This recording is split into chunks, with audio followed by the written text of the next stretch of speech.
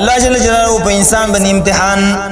کله بدی کوي په غریبۍ تا غریب کې تا باندې امتحان کوي تا ټنګي دی غریبۍ کې ته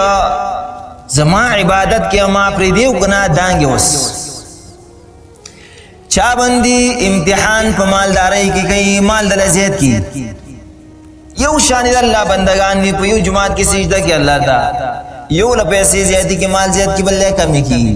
تا کس کمال نشته الله باندې امتحان دې در باندې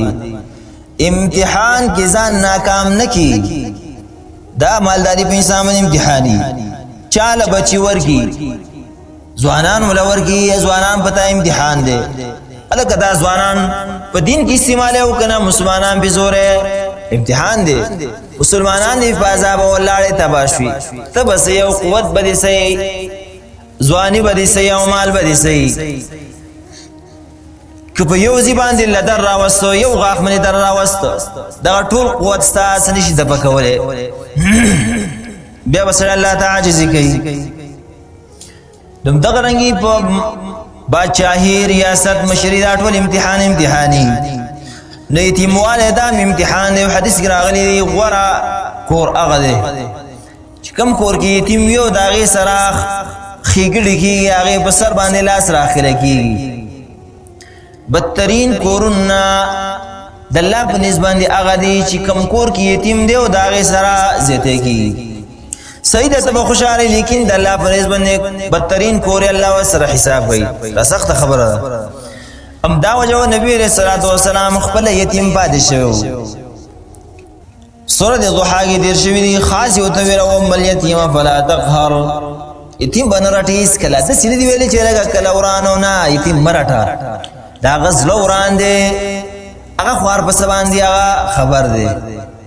ورانه وکو نصيحت وتوکا اصلاح وکا په دلاسه باندې د خپل زوی په شان لګه څنګه چې د خپل زوی ورانه وکي څنګه طریقه باندې دلاسه کې چې بل زوی یتیم دی نو بیا دا غسی تعامل نه